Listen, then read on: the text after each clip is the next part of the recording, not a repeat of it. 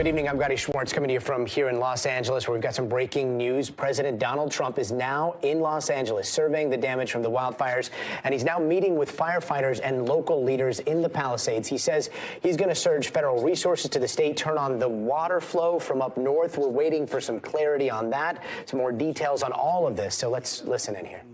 So you have that coming, and then we have the 250 years coming up, which is going to be a great celebration. But I'll never forget when I got the Olympics, and then I was president when I got them. I said, oh boy, it's too bad I won't be president. Who knew this was going to happen, right? I said, I won't be president because it would have been the 4 years. And in fact, I'd be retired by 4 days right now, I guess, right? So anyway, so I got him, and at least I'll be able to celebrate the Olympics, the World Cup, and the 250 years is going to be a very big deal. So we have the three biggest there are, and it was an honor to get. If you have any questions, please let me know. And if you have a statement to make, I'd love to have politically, if you'd like to make a statement. Brad, go ahead. Mr. President. Okay, I'll do Mr. President, thank you for coming Thank you, Brad. to the 32nd Congressional District and Thank you. making feel. Most people don't have adequate insurance because they couldn't get it. So one company dropped 1,600 policies just in the last 6 months. We've got 16 times as much property damage here as from Hawaii. And I'm hoping that we get at least 16 times the federal appropriation for the CDBG program that helps people rebuild. And I know you've talked about policies of California that you're not a fan of. But I've been in Congress for 28 years. I really disagree with Louisiana on their abortion policy. I disagree with them on their campaign finance policy. I disagree with North Dakota on their gun policy. And I would never turn to somebody from Louisiana and say, you keep living on your cousin's couch, because we're not going to help you rebuild until Louisiana agrees with me on a woman's right to choose. So I'm hoping that we can get these funds and that we don't punish individuals for the policies of their state. You can disagree with them, and I think you've got some ideas. I look forward to us listening. Also on tariffs, I often agree with you on tariffs, but how about no tariffs on building materials for the next 3 years? Well, we'll take a look at that, actually. Mr. President. Take a look. Mayor, please. Yes. First of all, let me just take the opportunity to officially welcome you to Los Angeles. Really appreciate you coming, and especially you come just a few days after your inauguration. So I want you to know that your presence here is very much appreciated. Let me also say that I know you had an opportunity to see the devastation. You've seen the extreme loss, the grief that people are going through here. And we are 100% committed to getting this neighborhood rebuilt again. You mentioned a couple of things in terms of us expediting. So I signed executive directives right away so that we could cut the red tape, we could get people back building as fast as possible, and we're going to continue doing that. Yeah, the one thing is they are saying they will not be allowed to start for 18 months. No, that will not be the case. Okay, I just hope you're right. You can hold me to it. Because 4 groups said that. No. That would be they should be able to do it. They should be able to start tonight. That will not be the case. You know, first we have to take care to make sure that there's not getting rid of the hazardous waste, cleaning things up so that people can start right away. And just like you said, if somebody their house was destroyed and they're going to rebuild essentially the same, maybe a little bit longer, a little bit higher, they really shouldn't have to go through much of a process. So I want you to know that we are expediting that. We absolutely need your help. We need the federal help. You've got it. I told you. You will have no permit problem. There will be zero delay. And as far as I'm concerned, you already have the permits. And the resources. I am more worried because I met at least 8 groups of homeowners, and I'm much more worried about the fact that they said it's 18 months exactly. And they were devastated. They want to start now. They want to start removing things. They're not allowed to do it now. And you mentioned hazardous waste. Well, the hazardous waste, what's hazardous waste? I mean, you're going to have to define that. We're going to go through a whole series of questions on determining what's hazardous. Nope. I just think you have to allow the people to go on their site and start the process tonight. And we will. Okay, good. You can come back and check. very Mr. President, Yes. I'm Congressmember Judy Chu, and I represent the areas of Altadena and Pasadena. Yes. That's the Eaton fire, and there is a world of hurt there. I know that you've gone to the Palisades and you've seen the devastation, Right. but it's apocalyptic in Altadena, and thank goodness I have a partner with Supervisor Catherine Barger in working to help people get back to normal and to rebuild. But right now they have nothing, and there have been 9,500 structures burned. Most of the deaths have occurred in our area with the Eaton fire, and thousands of people are without homes.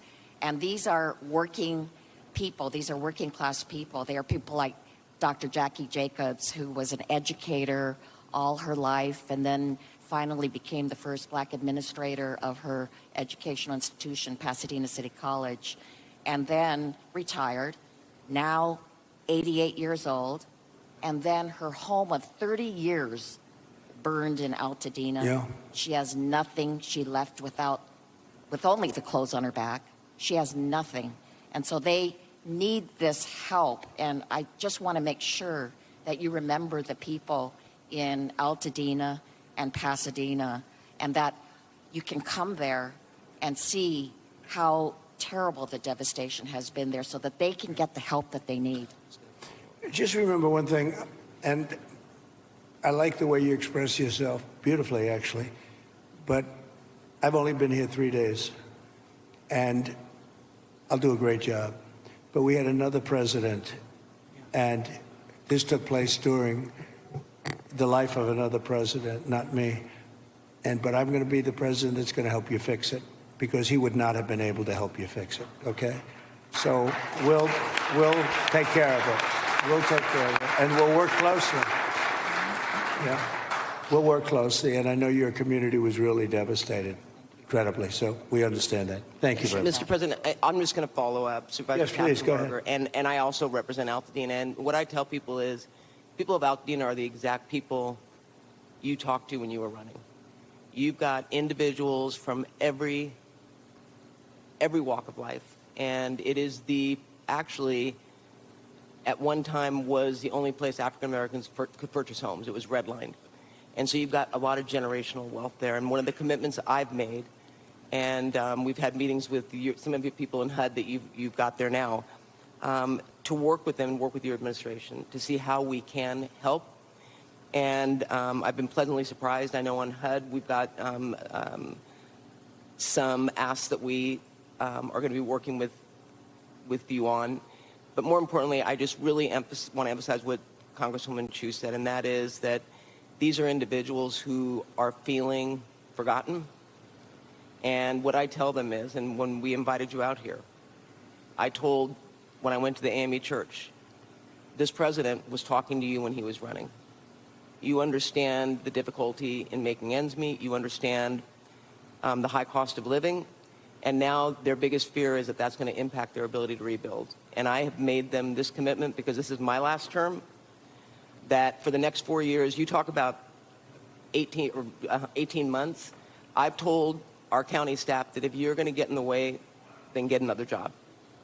Because we are an all hands on deck. And quite frankly, if the bureaucracy can't get out of the way, we'll just roll over it. And we've said that, and we've made it clear. The governor's waived CEQA, which I feel should be completely reformed, if not eliminated. And if it's being eliminated for this... How are they doing with CEQA? How are they doing? How is it? What's been the attitude of the people running that whole situation? It adds sometimes years on to an application. Can't do it. Can't. No, and the governor's And waived, Coastal Commission also. He waived that. We're going to have to override the Coastal Commission, because I've dealt with the Coastal Commission for a long time, and they are considered the most difficult in the entire country. And we cannot have them play their games and wait 10 years to give somebody a permit. In fact, I'm going to override the Coastal Commission. I'm not going to let them get away with their antics. Well, okay. Thank you. Thank you, David. Mr. President, I just wanted I just want to thank you for your leadership on California water policy. You made it a priority from day one. For those of us in the Central Valley and Northern California, we have catastrophic wildfires as well. California is a wildfire-prone area, so ensuring reliable, stable water supplies is critical. And so your leadership, your executive order, moving more water, maximizing flows throughout the state of California, building more water storage, more conveyance, coordinating the... It would have a great impact on, I know your area very well. It would have an unbelievable impact on your area. Absolutely. We just want to thank you for making it a priority. You know, even beyond the fire stuff, the farms. I was driving up with congressmen a few years ago because they were complaining they had no water. And I was driving up, and you'll see all of this incredible land, but it's absolutely bone dry. And then you'll see little green patches, and the green patches are so beautiful. You know, they have that land, they say it's as good as Iowa farmland, but it has no water. And it's artificial, has no water. They send the water out into the Pacific Ocean. And when we let that water come through your valleys and down to Los Angeles and everything, you're going to have a different place. It's going to be a whole different place. And you guys have to get together and say, gee, we want it. It's the craziest thing I've ever seen. So at least you said that, and I appreciate it. Because your farmers will be able to, instead of having 1 acre out of 100, which is all they have, they'll be able to have 100 acres out of 100. And it's among the best, they say it's the best farmland just about in the country, as good as any place there is. So, but you can't, it's no good without water. So that's beyond the fire stuff. But today we're talking about fire. But it's good for everything. So I hope you can lead a group. And Daryl, if you can lead a group, I know how you feel. And, you know, support what I'm doing, because what I'm doing, I guess, is controversial. I don't know what's controversial about sending millions and millions of gallons of beautiful fresh water from the Pacific Northwest and further up than even that into an area that's bone dry. We have to, you know, I have a house in Beverly Hills, and you get notices every once in a while. They want you to go down to 38 gallons per person or something, per house, per person. I say, you mean you can only have, 38 gallons sounds like a lot. It's not a lot. And they want to do that every once in a while, and you just think it's ridiculous. When you have like just about as much water as anybody in the country, and we shouldn't be in a position where you have tumbleweed that's dry as a bone, that even tumbleweed can be nice and green and rich and loaded up with water, and it's not going to burn. You don't even have to remove it. It's not going to burn, but it's just dry. So I hope you can all get together and say, I'm so happy with the water that's going to be flowing down, because I just don't see anything. They talk about the Delta smelt, which is a fish that's this big, but it is really not. It doesn't have to be protected because it's in other areas. It's in numerous other areas. So it doesn't have to be protected. The people of California have to be protected.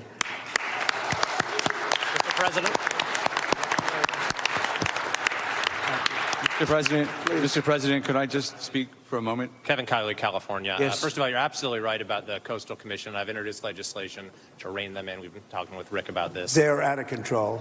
Absolutely out of control. It's insane. And what you're watching right now is President Donald Trump in the Pacific Palisades meeting with local leaders there at the table with Mayor Karen Bass, Melania Trump to his side. And he's hearing all different concerns from local leaders expressing their need for help in this very difficult time. You're also hearing President Trump talk about his take on how he sees a lot of policy in California, including water policy. And again, so much of this focus is on the fires, and yet politics has been somewhat at play. And you kind of saw it when his visit to L.A. started off with what's got to be one of the most awkward political showdowns in recent memory. Just to set the scene, Air Force One had landed. They rolled out the stairs. Now, normally anything with the president is super well arranged. People pre-screen. Not anyone can just walk up and wait for the most powerful person on planet Earth to get out. But if you're the governor of California, technically, it's kind of your turf. So check this out. Gavin Newsom, who the president calls new scum, showed up waiting.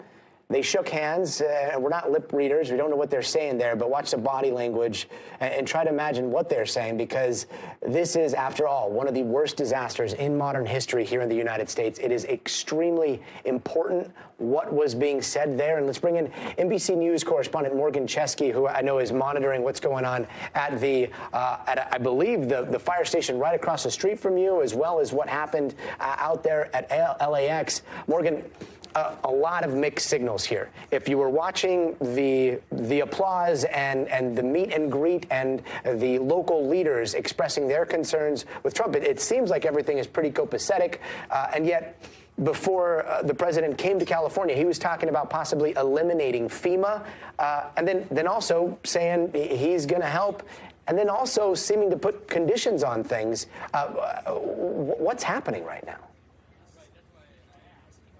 Gadi, I think that's a question a lot of people are asking themselves here in California, particularly the leaders that are in that room with newly inaugurated President Trump.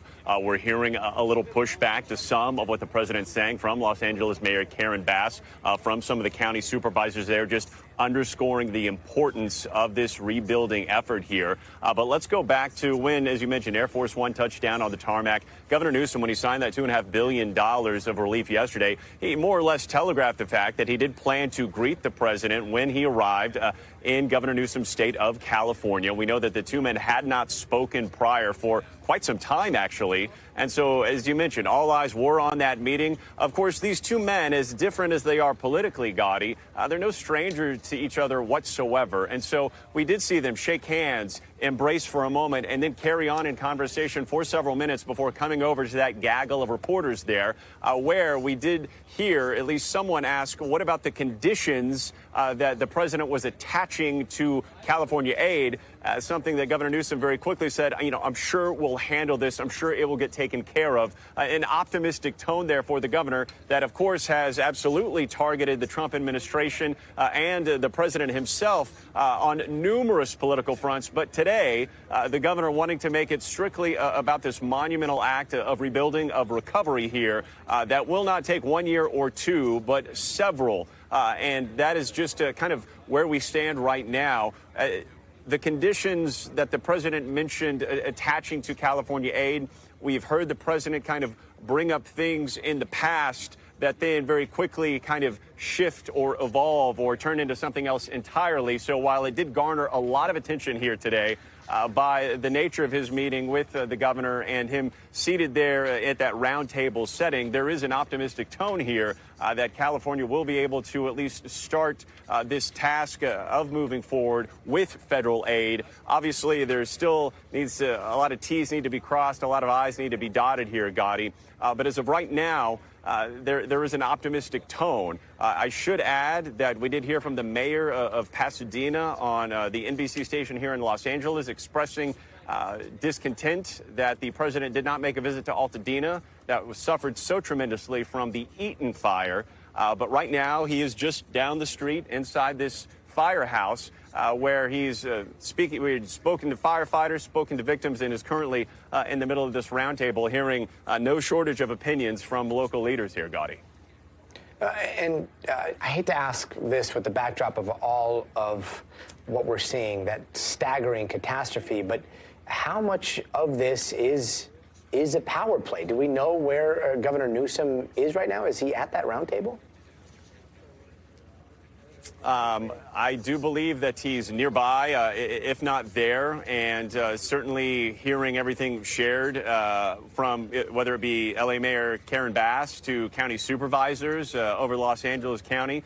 So there is kind of a concentration of leaders there, Gadi, with the most powerful man in the country, essentially listening to them, kind of hearing them in real time as to what they think they need to move forward. Of course, the president has his own opinions on that, particularly after flying over this Palisades neighborhood multiple times in a helicopter before taking a walking tour not too far away from where I'm standing. So that is where things stand right now. That meeting has yet to wrap up. We do know the president is expected to depart later this evening. But for right now, he is in this specific Palisades neighborhood where, hard to believe, Gadi, just upwards of 2 weeks ago was a nightmare scenario here. Gadi? Yeah. NBC's Morgan Chesky. Thank you so much. Let's bring in NBC News White House correspondent Vaughn Hilliard. Vaughn, I know you're watching this from D.C., far, far away from where we are here in California. And again, we are seeing like a subdued tone to all of this. But I kind of want to ask you the same question. Is this about, I don't know, flexing political power, or is just this the president on day 3, day 4, knowing that he has to take care of the entire country? I know in D.C. there's this adage, and I hate to say this even, but there is this D.C. adage that goes something along the lines of like, never let a good crisis go to waste. How do you see what's playing out here? No, I think, Gadi, you and Morgan were hitting the political dynamic of this in a really accurate way. And when we talk about politics of tragedy here, I don't think anybody in that room that we're looking at right now would dismiss it. Politics has entered this the last 2 weeks. Even the current president himself, just a few moments ago, saying that the room and Californians were lucky to have him in power and not the last president, Joe Biden. Mm-hmm. And you have seen over the course of the last 2 weeks, and as late as just earlier this morning, President Trump suggests that he wanted to place conditions on providing rebuilding aid to California, and that two of those conditions being one, particularly water management policy among the state government, and then the second is voting ID law legislation, which is quite stark in this democratic state to hear the Republican president make the suggestion that aid would somehow be tied to a completely separate issue. And that is what led to Brad Sherman, the Democratic congressman, there over to President Trump's right. He was the very first one to speak after the president ceded the microphone to others in the room. And Brad Sherman, who's the Democrat representing the congressional district that they're in right now, he urged President Trump, or suggested to him, that in no way would he ever hold up funding for hurricane relief in Louisiana, a red state, or relief. Another example he gave was North Dakota, and he urged President Trump to not try to place conditions on the relief and the aid that is given to California here. And so this is difficult because there's no state that has come under more scrutiny politically from Donald Trump and Republicans than the state of California. And all of that has played out in really a magnificent way the last 2 weeks that led to Governor Newsom, the Democratic governor of California, meeting in there on that tarmac. And the two men have gone back and forth over the years. Donald Trump has called him a derogatory name. And in turn, Governor Newsom has called him a man-child this fall. So for this moment to play out here, I think it's really telling of how Donald Trump wants his presidency to go by making this part of his first trip since his inauguration just 5 days ago. And look, Vaughn, you and I, we've covered a lot of Trump rallies, Trump press conferences. We've seen him speaking throughout the years, and yet some people that are tuning in, this is going to be their first time seeing something like this, a roundtable like this, and hearing from the president directly. What happens after this, with the promises that are made, with possibly some of the threats that we heard earlier in the day? Like, what is true and what is bluster? Right. I think that this, in so many ways, Gadi, is really going to be the first test of Donald Trump's presidency in terms of the ability or interest in cooperating with Democrats, and on the flip side, Democrats cooperating or trying to work with Donald Trump, despite the bombs and rhetorical name-calling that he may throw in their direction, right? Scrutiny of policy is something that we are used to in our politics for centuries. But I think where our politics has struck is a very different tenor through the course of the Trump era. And I think that his attacks on Governor Newsom and others in very personal ways, I think, is demonstrative of that. But I think that's why it is so telling to see Mayor Bass, Democrat, Governor Newsom, Democrat, and several Democratic members of Congress come into this meeting here with at least the posture of understanding and trying to work with him, because they understand that the livelihoods of Californians are on the line. And much like the way that we have seen several world leaders come down to Mar-a-Lago to have dinner with Donald Trump, and tech executives cozy up to Donald Trump, unlike during his first term when several of those same entities took a much different stance toward him. You're seeing everybody realize that an open line of communication, they believe at this point in time, is the best opportunity for them to capitalize for not only themselves, potentially politically, but also for those who they represent in their districts. And Vaughn, what you said is so on the head. In fact, if we can listen back into this roundtable that's happening right now, let's turn the volume up here. See, why aren't you going in? We're trying to get a permit, and the permit's going to take them. Everybody said 18 months. You said 18 months. You said 18 months. Last night. And that was last night. On that. Right. Mr. President, we're going to be together next week, and during the interim, many of us are involved in, and Tom McClintock, who you know has been an expert on this for years, right. We are going to be putting conditions on the money that do two things. Require that it be done timely and affordable, and then secondly, that we protect those who will come afterwards. As we speak, there are 6,000 acres burning in my district on the Mexican border. There will be more fires until we include in any disaster relief items which will prevent it or at least mitigate it from happening again. So you're going to see us proposing both of those. Like water. Little things like water. You know, the party of common sense. See, we're the party of common sense. You're not, in all fairness. Yes, sir. We like water to put out fires. It's really quite efficient. All right. Thank you, Mr. President.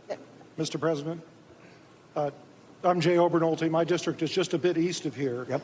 And you were talking about the need to better manage our forests and our wildlands to prevent this from happening again. And you were so right about that. Just last year, a couple months ago in October, they put out a fire. The line fire in my district was over twice as big as the Palisades fire.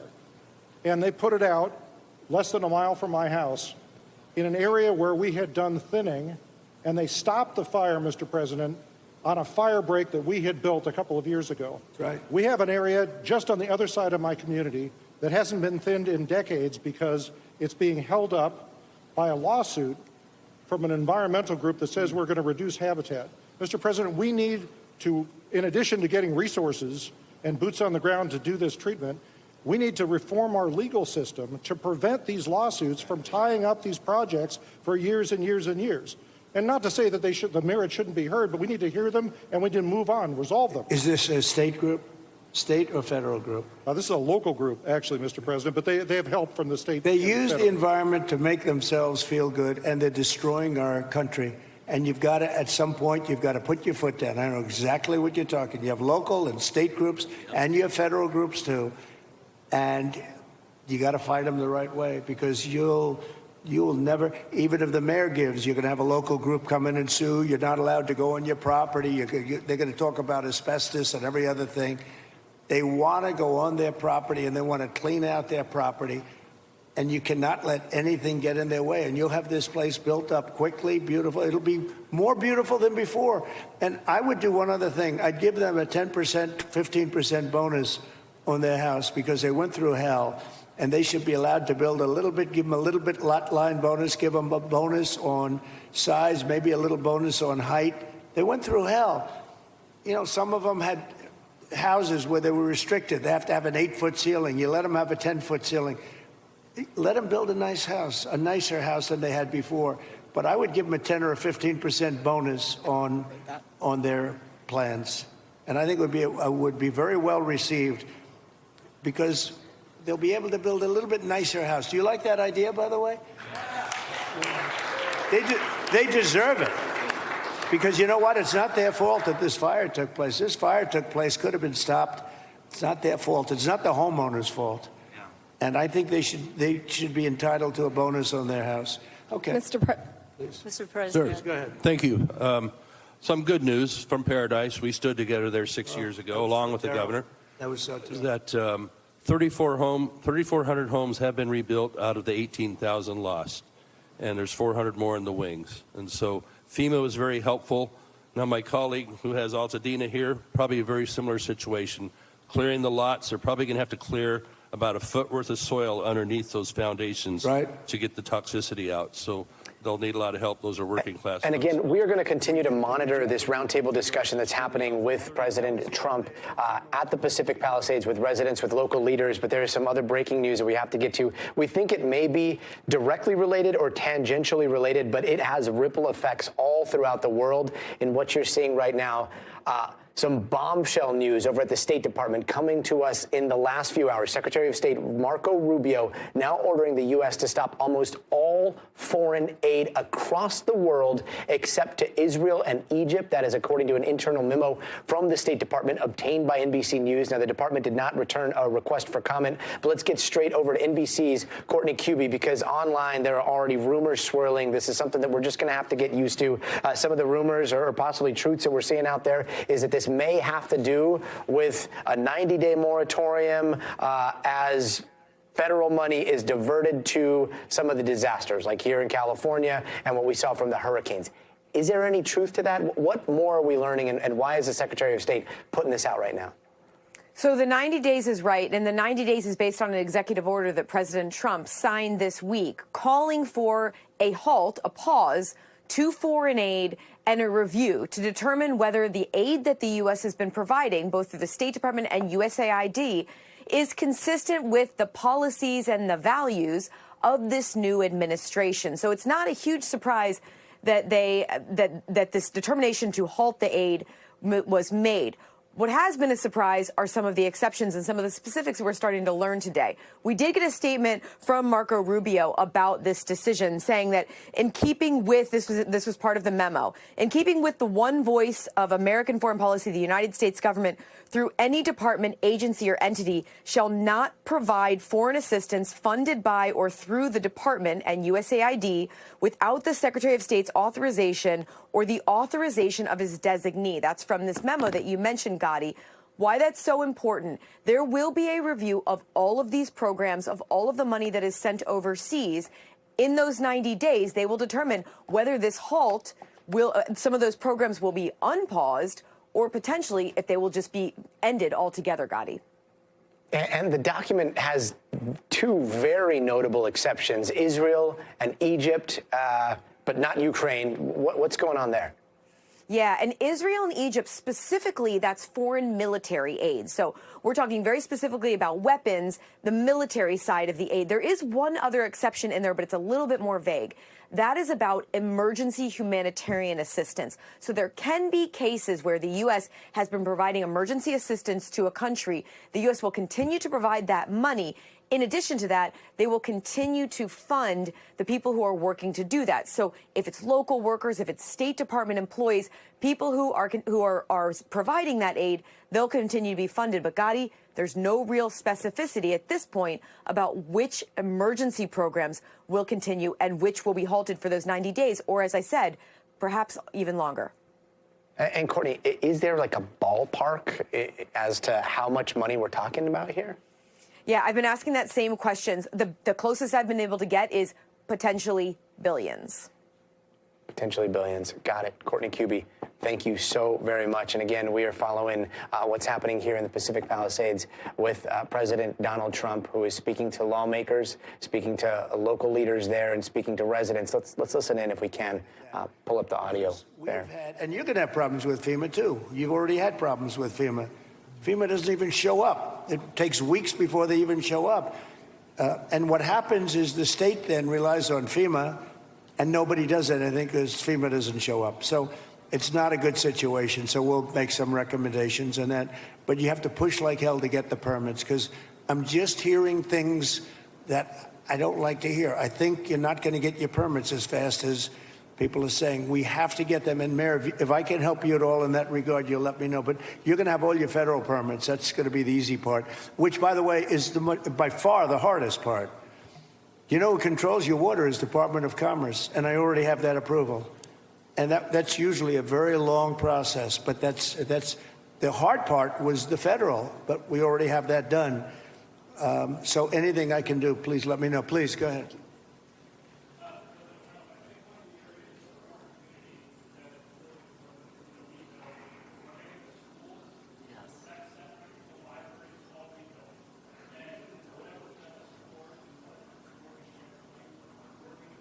You lost all your schools. You lost your 4 schools?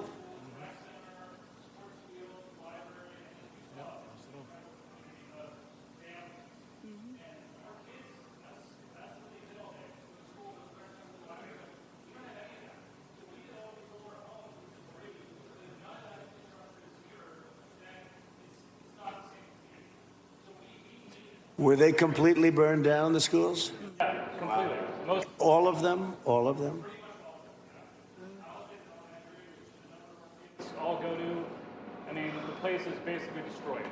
So we can't wait 5 years for that to be rebuilt because we can't live there if there's no schools. So that's an area where we would love your help and support. I love the idea of having some, local council that can use those federal dollars, implement them quickly into rebuilding those areas. Well, I'm going to ask Rick to set, I think right from this table, you might put a couple of the fire guys back there on that I just met, okay? Because they're really good. But get a group and figure out how we can do the processing faster. Mr. President, if I can just defend FEMA a little bit. Yeah. They brought thousands of people in. I don't know how they're doing in other states. They're doing a good job for us here. They've got a huge center that's open from 9 in the morning till 8 at night. But also, when you have a disaster this size, you need to be able to deploy thousands of people, which they've been able to do. Now, California, if we did it on our own, maybe we'd have thousands of people. You do. But if Rhode Island has a Palisades disaster, are they then supposed to keep thousands? How many people do you have in California? 36? How many million? How many million people do you have? What? You have 40 million people. You're not going to get a few thousand people? The problem with FEMA is they come from all over the country. They end up in arguments with your people from California because they want to do it a totally different way. And I can live either way, but you haven't gotten very much done with FEMA and all you have to do is look at North Carolina. It's one of the great disasters of all time. And Mr. President, you can't have Rhode Island maintain a staff of thousands and thousands of people waiting to see if they have a disaster. You know who came in and fixed North Carolina or the process? Other states, people from all over the country came. And you have the same thing. You have a lot of people from all over the country. Getting the people is not a problem. Getting the organization's a big problem. FEMA's incompetently run, and it costs about 3 times more than it should cost. I'm hoping we can spend money on schools instead of giving money to bureaucracy. It takes you so much longer. Mr. President, it takes you so much longer FEMA for helping our people. FEMA has a standard, Brad, and I'm a builder. I was a very good builder. FEMA has a standard that's so slow. They want permit on permit on permit, and then they want permits on top of that. If you use FEMA, you'll be here for a long time. What I'm saying is get the city, get the state to give you immediate 24-hour permits. These people are going to build their own homes. They're going to get them built fast. How many of the people, could I ask you one question? How many of the people, what are people going to do for financing? What are people going to do? How many people can build a home, percentage-wise, like where they don't have to go out and get funds? Some people are just not going to be able to rebuild their home because they have a beautiful home, but they don't have cash, right? So what are people looking to do in that case? You're going to have a big percentage, I would assume, Brad, like that. What are they going to do? Go ahead. Mr. President, without your help, they're only going to get $43,000 from the federal government, even if they have a half $1 million you did something, loss. Brad, where every insurance company in the country left California. That's why you have no insurance, because you made it so impossible. People that think like you made it so impossible. And Brad, me? Every Mr. insurance President, company. I don't know what I'll tell you this, about my thinking. I've never seen a state where almost nobody has insurance. And I said, what happened? And they said like 6 months ago they all left. And 2 years ago they had different, quadrants, but they left. And you have very little insurance here. I mean, I've never seen anything like it. We had a lot of insurance companies pull out, but I have no idea. And the insurance companies actually have been warning you. Now, I'm not a big fan of insurance companies, okay? They have their big drawbacks, too. But the insurance company, I read the papers very well. And, they've been warning California for a long time. They've also been saying, we want water. You don't have water. You're supposed to get fire insurance. And the insurance company goes, you don't have any water in your fire hydrants.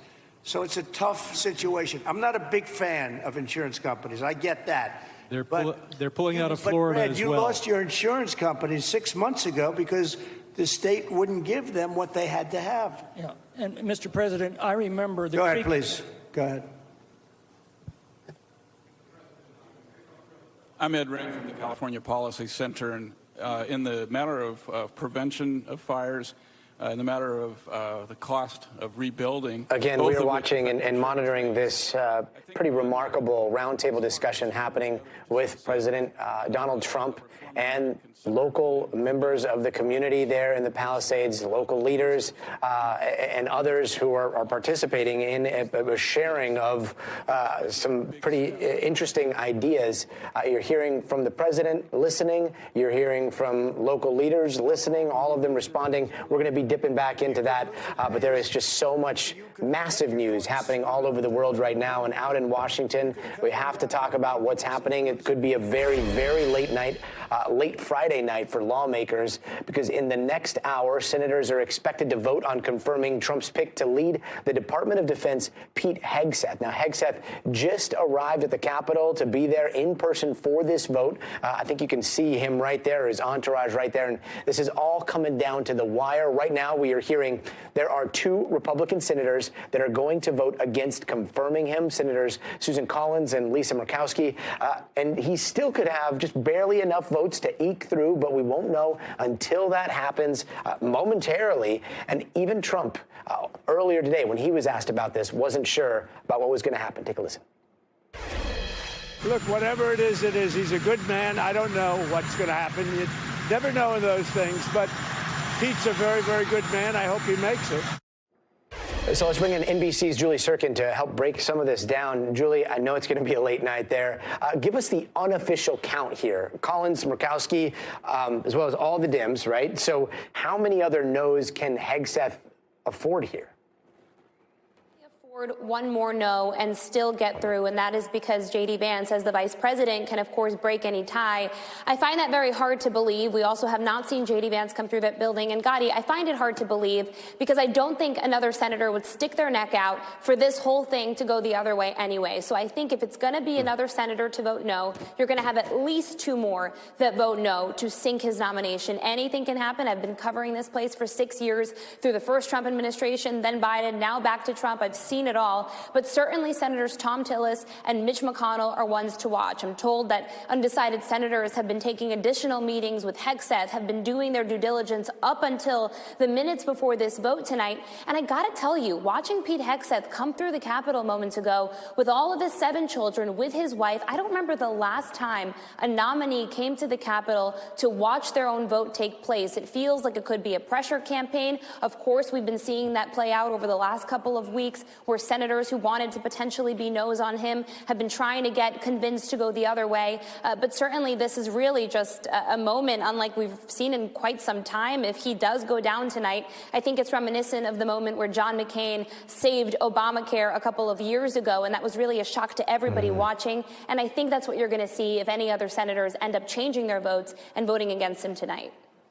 Wow. His family showing up, that's fascinating, especially considering all this is happening as new allegations have been coming out in the last few days.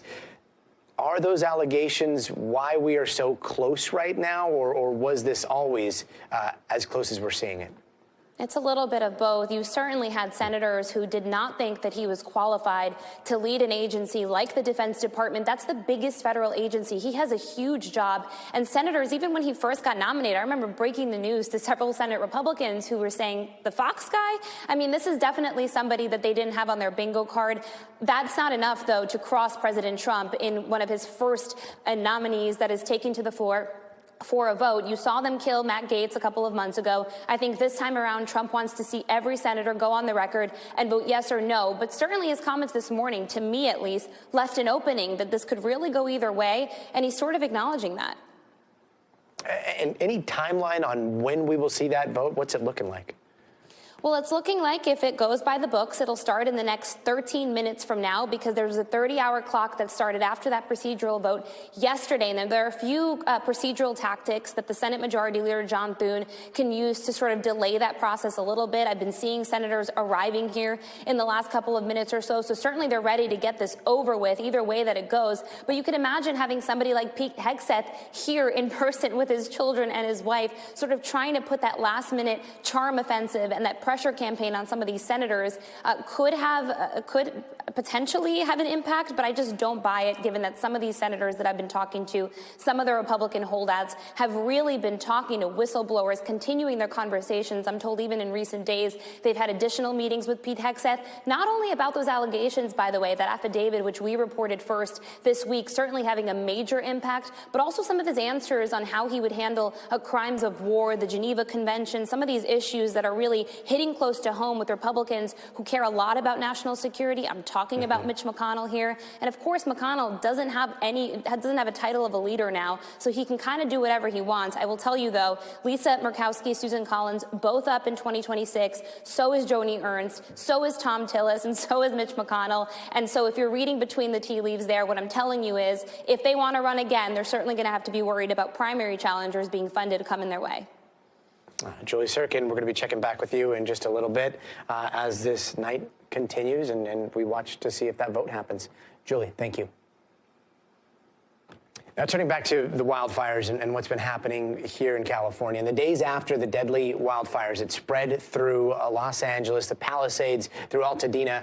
We've seen so many conspiracies about what started them and why they spread so fast. Things like putting the blame on small fish, budget cuts, billionaires, to outrageous claims like plots to destroy underground tunnels, to stop the Olympics, even plans for high-speed rail. And it's not just bots and influencers that are looking for some clout, spreading misinformation, but influential leaders that are questioning what's happening, including President Trump a little bit earlier today. Here's what he said about the wildfires. That is a disaster like, I don't know if we've ever seen anything like it, frankly. They say the biggest in the history of California. I think, has anything bigger than that happened in the whole country ever? It looks like, I don't want to say what it looks like, but you know what I'm going to say. It looks like something hit it. And we won't talk about what hit it, but it is a bad, bad situation. And joining us now is Mike Rothschild, journalist, conspiracy theory expert, and author of Jewish Space Lasers, The Rothschilds, and 200 Years of Conspiracy Theories. And just, I mean, before we get started here, just to put it on the record, no relation to the Rothschilds, who are I guess the lightning rod for a lot of conspiracies. Is that right? Well, that is right. I am not related to the Rothschild family, and they have been a focus of myth and conspiracism and anti-Semitism for the last 200 years, explaining their wealth, their power, their supposed control over central banking. Yeah, that's not real, and I don't have anything to do with the family, sadly. And I know you have to explain that a lot, but I mean, it is fascinating to see your work, and yet your expertise in this particular case is both tragic and so pertinent. I know that you lost your home in the Eaton fire. First, before we get into this, like, how are you and the family doing? We're okay. We are taking it hour by hour, minute by minute. We're not looking down the road too much. We're just trying to get through the day. We're making a lot of lists. We're making a lot of phone calls. We're interfacing with our mortgage company, our insurance company. Yes, people do have insurance here. Most people do. We have been talking to FEMA. We've been talking to local officials, our friends, our neighbors, our community. We are getting through this. It's very slow. It's very painful. I don't know if the worst is yet to come or not, but we're here, and we are dedicated to rebuilding a very special community in Altadena. And we just heard Trump say California looks like it was hit by something, and then saying we're not going to talk about that. For a lot of people, they're going to say that's nothing. But for somebody that's covered a lot of spaces where people hang on every single word and then make mountains out of it, what do you hear? Well, I hear President Trump throwing a bone out to his supporters who believe these kind of conspiracy theories, these things like directed energy weapons being used to pick off individual houses, because how else can you explain that another next to it wasn't damaged. Well, I've been to my neighborhood. I've seen blocks where I live where one house stands, another house is destroyed, another house is standing, another house is destroyed. It has nothing to do with lasers. It has nothing to do with the deep state. It has everything to do with the unpredictability of fire, particularly fire during something that I have not heard President Trump mention so far, which was a 90-mile-an-hour Santa Ana windstorm. When you put 90-mile-an-hour winds with burning embers flying miles downrange, you're going to lose houses in areas that had no real fire risk before that. In terms of these wildfires that we're seeing in California, what are the biggest conspiracies that you keep hearing over and over and over again?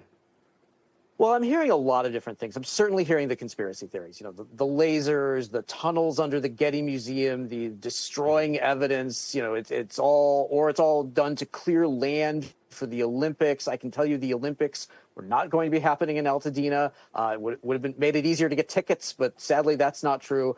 You're also hearing a kind of misinformation that's fueled by just not understanding the way fire works and the way wind works and the way water works. This idea that water is just held in this giant spigot that can be released and go south, or that it can be trucked hundreds of miles in. That's not how any of this works. But if you don't understand the way it works, you're listening to somebody who sounds very authoritative, even if they have no idea what they're talking about. And for the people going through this, we're not listening to people like President Trump. We're listening to each other. We're listening to the experts and the authorities who are on site helping us through this process. So you have the conspiracy, you have the misinformation, and then you have just rumors. And we've been seeing weeks worth of just rumors going around the text chains I'm on, the WhatsApp groups I'm on. People are looking for information. People need to know what's going on. And when you don't know what's going on, you find it in disinformation and conspiracism.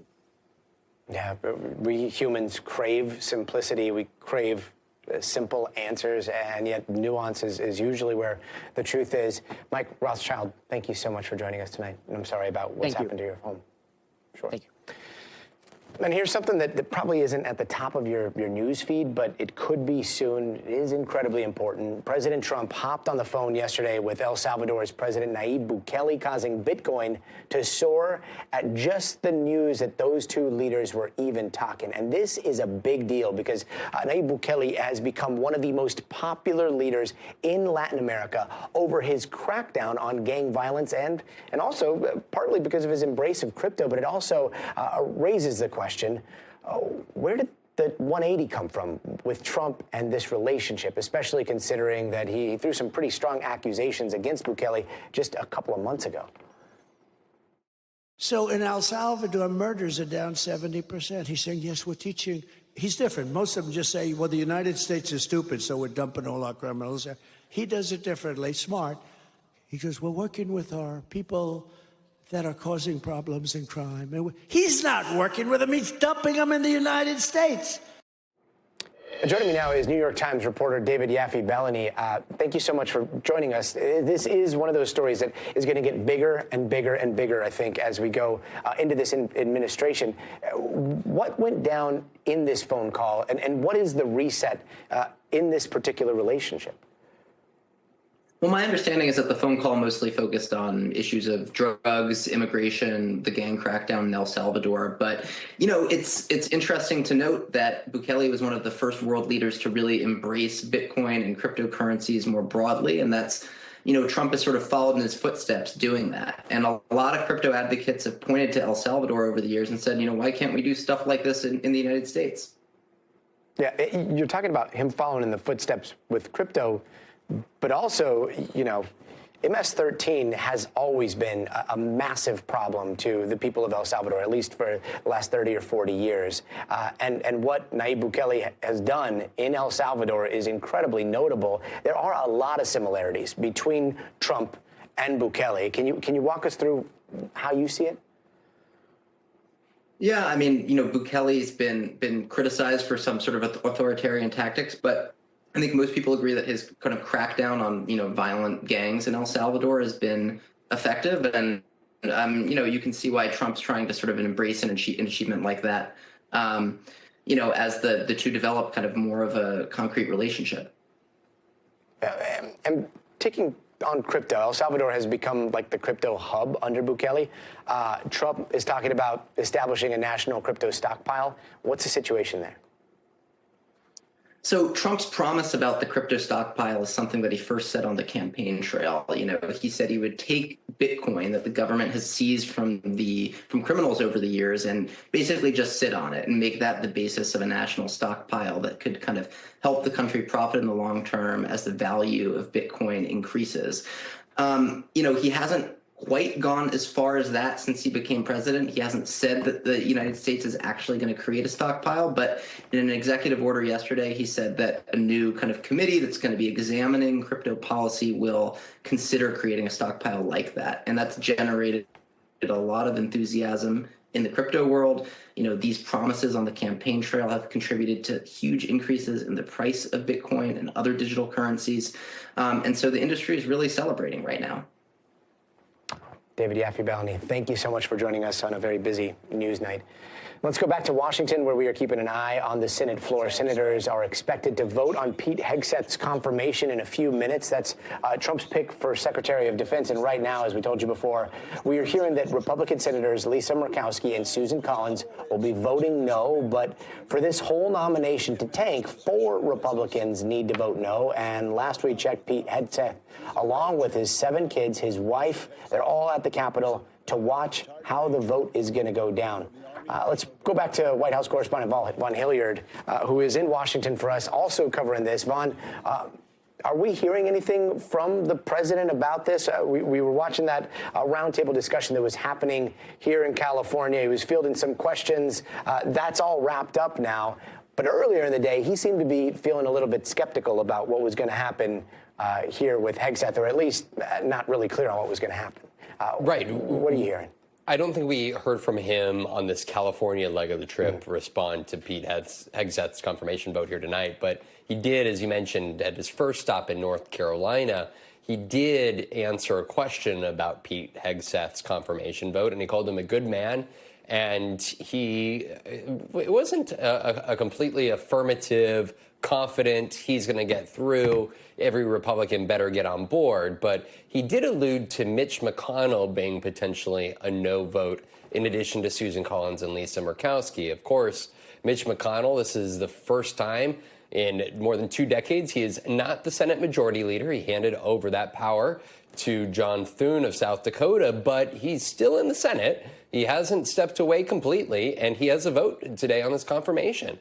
And he could be potentially, he is not committed to voting yes on Hegseth's nomination. He could be the third no vote. And then the question would be, is there another one out there? Several senators were still non-committal coming into today. NBC has done extensive reporting. Our colleagues Courtney Kuby, Sarah Fitzpatrick, Julie Sirkin on affidavit that was signed by the sister-in-law of the second ex-wife of Pete Hegseth, who had made allegations against him about the marriage. And that affidavit had made its way to senators in just the last 48 hours. And so there was a lot that Republican senators said that they were ultimately weighing their decision on. In the case of Susan Collins and Lisa Murkowski, the 2 Republican senators who are definitive no's on his nomination, it was interesting.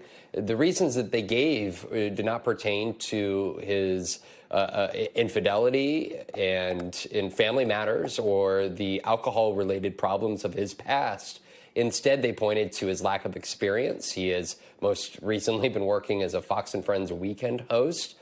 He was a decorated combat veteran, but had never served in leadership capacity, let alone in leadership roles at the Pentagon. And so those are the 2 reasons that those 2 senators gave for not ultimately making the decision to go forward with his confirmation. And it's now a matter of whether the 2 other Republican senators will vote no, understanding that President Trump has consistently said that he was going to stand by Hegseth all the way through this confirmation process, knowing that when the ultimate night came to vote on it, which is now in just a few minutes, it was very likely going to be a very close vote. And the ticking, and that's what we're still expecting.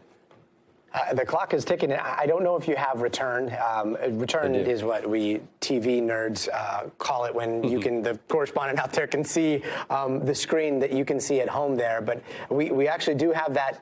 The roll call is going. Looks like we've got 6 yes, 1 no. Obviously, the vote is now well underway.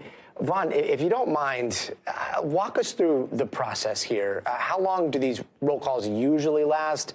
And if you see anybody that's walking up that you recognize, that you're like, oh, that's like a thumbs down, if you will, like we saw back historically with Obama and McCain, feel free to flag it. But how does this work? Right. I like you watching this here in real time. And one other interesting component to this that I'll throw out there is that if there are, you know, how we were just talking about how if there's 3 no votes, there would be take a 4th Republican no vote to ultimately have his vote go down as a failure. And that is because if there are 3 no Republican votes, J.D. Vance, who is technically the president of the Senate, could come in and cast his own vote, which would make it not a tie. And so that is where we're watching these senators walk up one by one. And you were noting that John McCain, thumbs up, thumbs down. We are seeing some of them come up, and like you, I'm watching this here in real time. Tom Tillis of North Carolina, a Republican senator, who is one of those other key figures who we are watching. Tillis is somebody who's actually up for re-election in 2026. And there are some conservatives who have suggested if he were to vote no on this vote, that they would try to primary him with a Trump-backed candidate. And President Trump and his allies have been very clear that they would be ready to effectively primary individuals that, whether it be on this vote or other legislative priority agenda items that come up in the months ahead, would be willing to primary them in the future here. And so we're talking about very narrow majority here in the Senate. And that's why this is so crucial as we're watching whether there are any of these senators that are going to step outside of Donald Trump's wishes. And it's not because it's just Pete Hegseth, but it's also people like Tulsi Gabbard for Director of National Intelligence, Robert F. Kennedy Jr. for Secretary of Health and Human Services. There are some key votes, Kash Patel, another one for the FBI chief role, and those votes have not taken place yet. And so this is really the first one that we're watching closely as to whether there's enough Republican senators that join with Democrats to buck Donald Trump's wishes and ultimately make this a more challenging confirmation process than President Trump wanted. And Julie Sirkin had a pretty interesting theory a little bit earlier. She said, based on the people that she's been talking to, you know, those 2 no's, Murkowski, Collins, those seem to be definitely in the no column. And yet she said to see one person break would be unlikely. It would, if it was someone that broke, it would probably be more than one person, maybe 2 other people, 3 other people. So it was almost like 2 or more or nothing. Right. Does that kind of mesh with what you're hearing? One other person sticking their neck out, or it kind of has to be a group at this point? Julie's reporting, I think, is very accurate, and that is because effectively to the point where we're talking about the political power involved here, President Trump would be less likely to go on the attack against multiple Republican senators, especially those whose votes, let's be very clear, he will need moving forward. And I'm going to interrupt myself. The woman you see at that table there with the brown hair, she just put her thumb down. That was Susan Collins. She was one of those Republican senators, along with Lisa Murkowski, we are anticipating would vote no. And that's exactly what she did. Donald Trump is not a fan of Susan Collins or Lisa Murkowski. So, but both of them have won their elections back in 2020 and 2022. They don't really fear Donald Trump all that much. And so I think that is where Joni Ernst is actually the Republican senator from Iowa. And I think she was a good example of somebody who is also up for re-election in 2026. And she is somebody who's been very outspoken against sexual harassment, sexual assault in the military. She was the first Iraq war vet to serve in the United States Senate.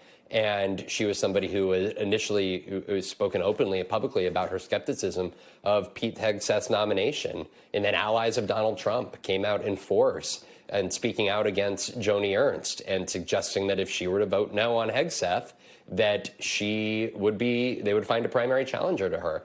And after several meetings one-on-one meetings she had with Hegseth, ultimately, in the last 2 weeks, she came out publicly and said that she's going to back his vote. And that was really the decisive moment that led many one-time doubters of Pete Hegseth being able to be confirmed to the belief that ultimately there was a good shot that he would actually make it through this process, because they thought Joni Ernst would be the biggest hurdle to this process. As we watch more of these senators come up, the Republicans are the ones with their thumbs up, and the Democrats are the ones with their thumbs down. And Gadi will let you know as soon as we see that one of a Republican, if there is one that does come with that vote, with that thumbs down. I don't know exactly where we stand on this count here at this point in time, but everybody's voting in pretty rapid succession here.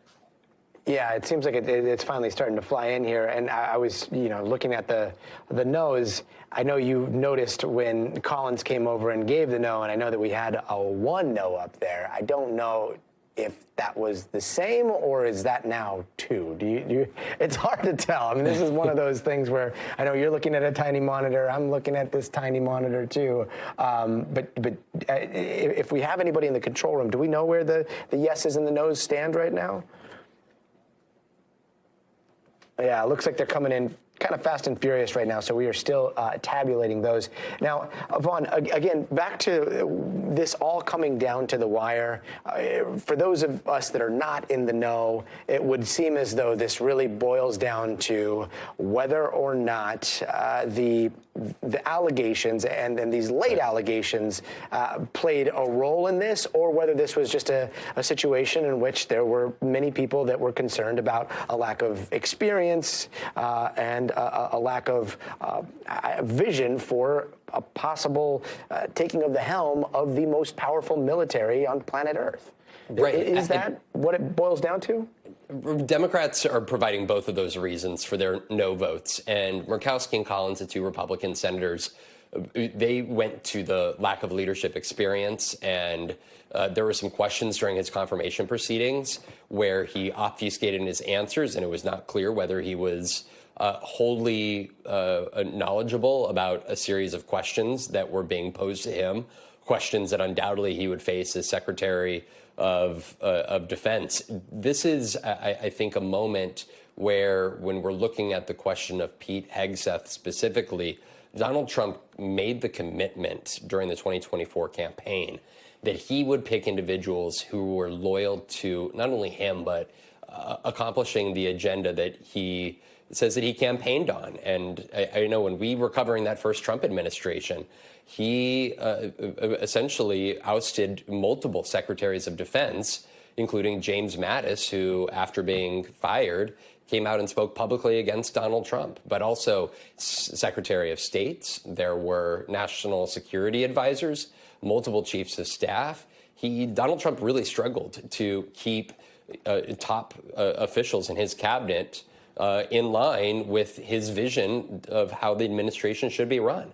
In this go-around, he said that he wanted to be assured that the people that he was nominating were going to be loyalists to the agenda. And that is where somebody like Pete Hegseth was a complete surprise when he came forward and became the nominee pick. But I think that it really speaks to where the Republican Party here has gone, because let's be very clear, Marco Rubio, who was nominated to be Secretary of State it was, I believe, 2 days ago now, he passed unanimously this Senate with a 99-0 vote approving him, which some Democrats made the case that, look, we are willing to vote for a Republican, qualified Republicans.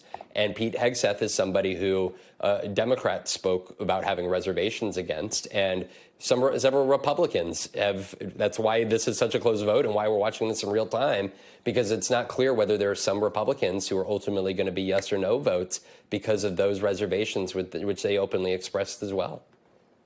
And Vaughn, the ticker right now on my end, and again, this is unofficial, but it's 35 yes, no 26. As we start to see a lot of those Democrat no's come in here, we also are anticipating at least 2 in the no column from the Republicans.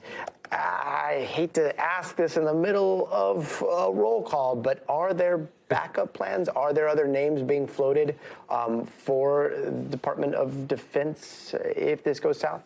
There are definitely other generals that he could turn to that were on his short list initially. And actually, I guess, kind of wild part about this, if you will, is that Joni Ernst, Republican senator out of Iowa, who we were just talking about, the first Iraq war vet to be elected to the U.S. Senate, she was somebody who his name had even been considered to serve as defense secretary.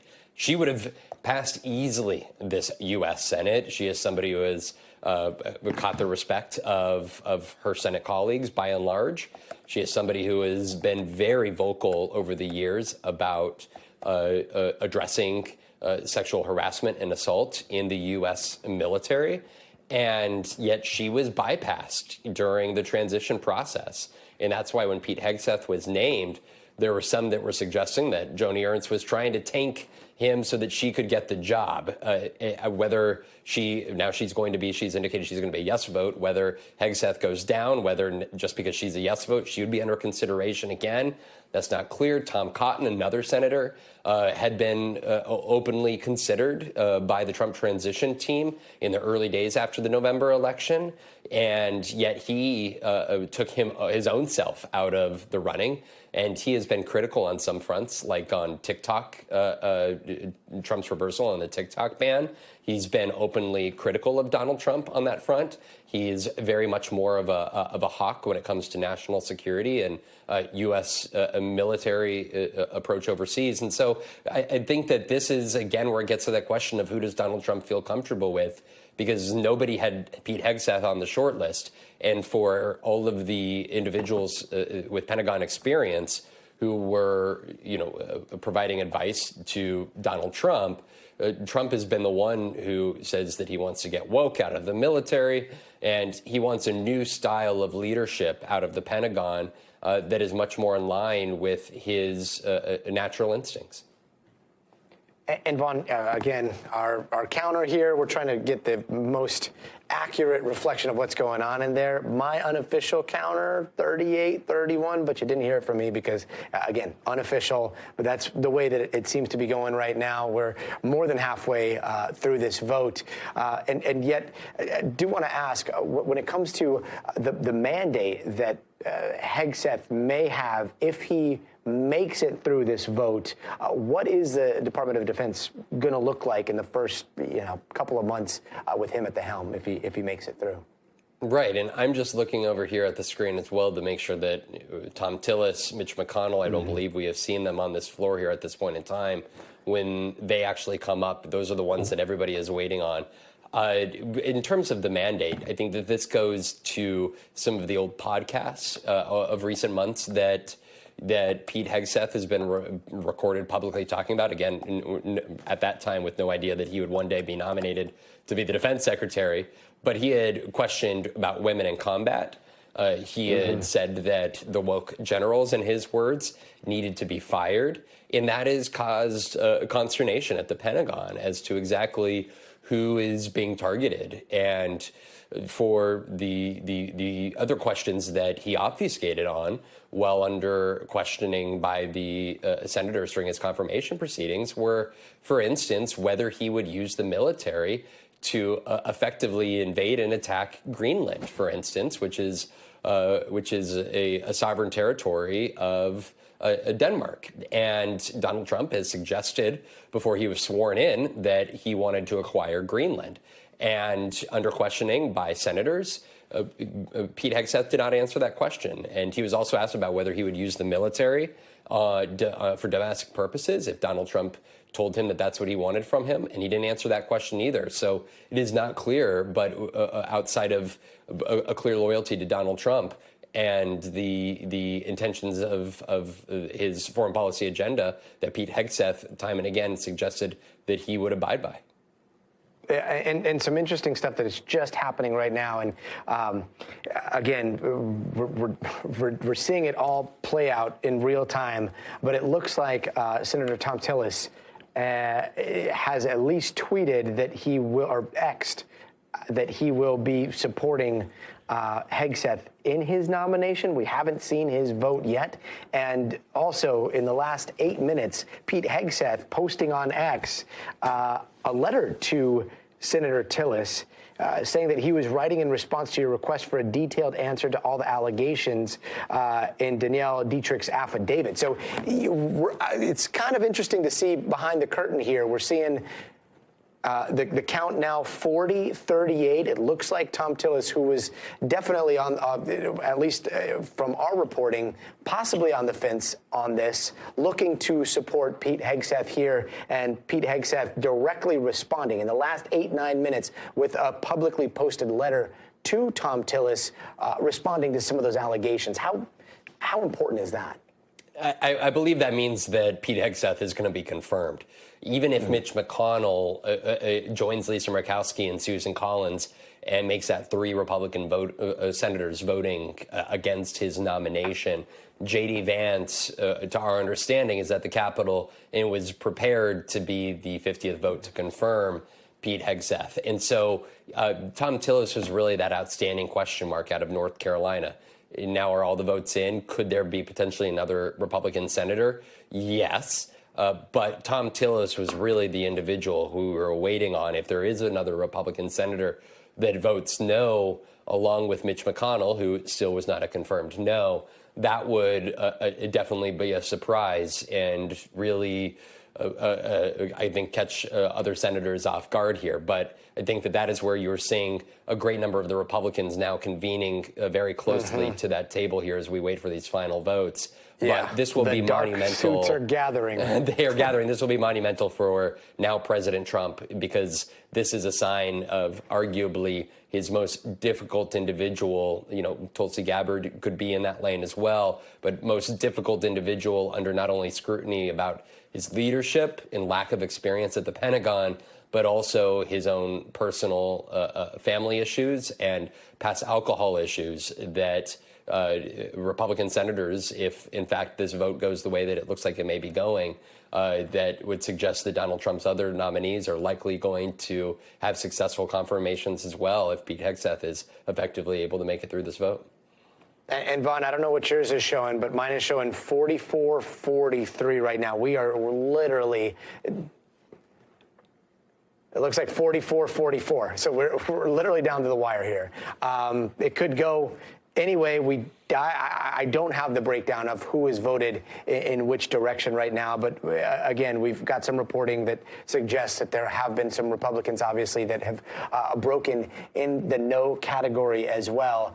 Are we about to see this wrap up here in the next minute or so? Yes. Yeah. Again, I think this is coming down based off of this vote here, that this is all but done. Again, even if Mitch McConnell votes no here. And I know that we were watching earlier in this hour, President Trump was wrapping up that stop in California. He is going to be flying out, and I think that this is going to be welcome news out on the West Coast.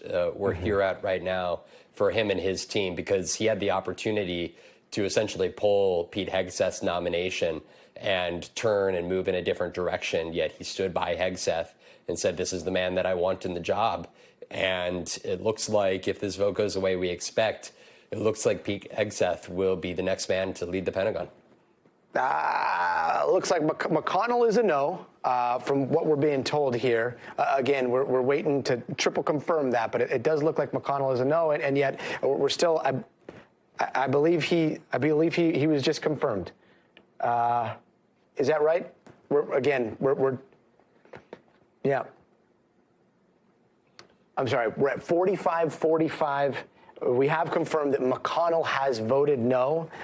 Again, we are still a few minutes away from the final vote here coming in, but McConnell is a no on Pete Hegseth. That does not necessarily sink his nomination, but very difficult to keep track of what's happening down here on the wire. And yet, if Pete Hegseth survives this, if he comes out on the other side, how big of a win and what does this do to his other confirmations going forward, Vaughn, as the number now ticks up to 46-46? Through that in two ways, Gadi. Number one, This is obviously huge for Donald Trump building the cabinet that he wants and building the national security apparatus that he wants. The other part, though, of this here, and with the expectation that Thom Tillis, as he just posted on social media, is going to vote in favor of his nomination, which effectively, with J.D. Vance's tie-breaking vote, will clear him to be the next Secretary of Defense. That vote by Mitch McConnell, that no vote, that's a second storyline to this. Mitch McConnell led Senate Republicans for the last 2 decades before announcing that he was going to step aside as Senate Majority Leader this last year.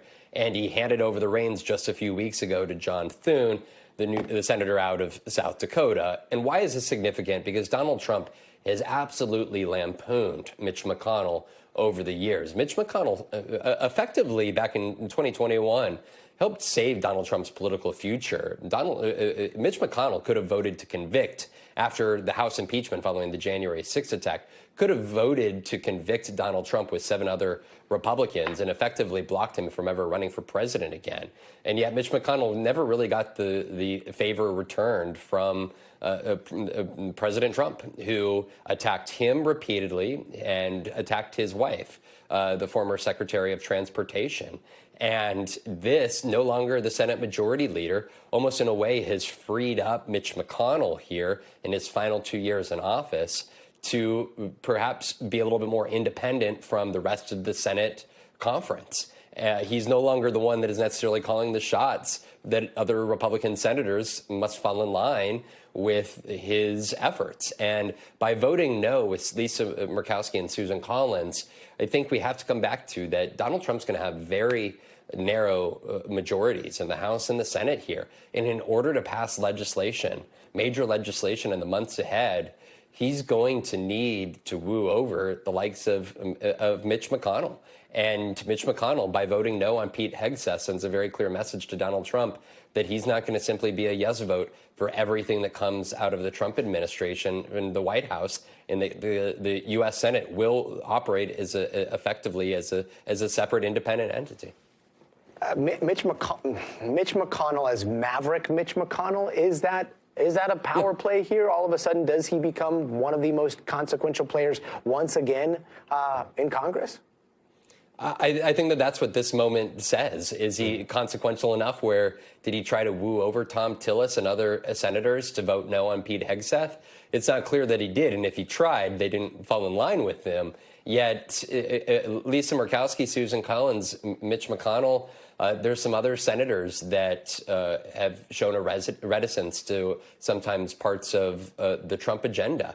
And so they are going to have to cobble together Democrats, if they want to, effectively shut down parts of the Trump agenda, they're going to have to garner some of the support. But likewise, it's going to take President Trump to potentially meet with Mitch McConnell and work through some of these legislative priorities with him in order to get him on board, because clearly, at least on this vote, he's not a wholly yes vote to everything that is coming out of the White House here. But that said, I think Mitch McConnell aside here, this is a massive win for President Trump and the cabinet that he wants to build. Again, next week, Robert F. Kennedy Jr. is going to be appearing on Capitol Hill under questioning for his Senate confirmation proceedings. Tulsi Gabbard for Director of National Intelligence, Kash Patel for FBI. There are still some other big names that are in the fray here going forward.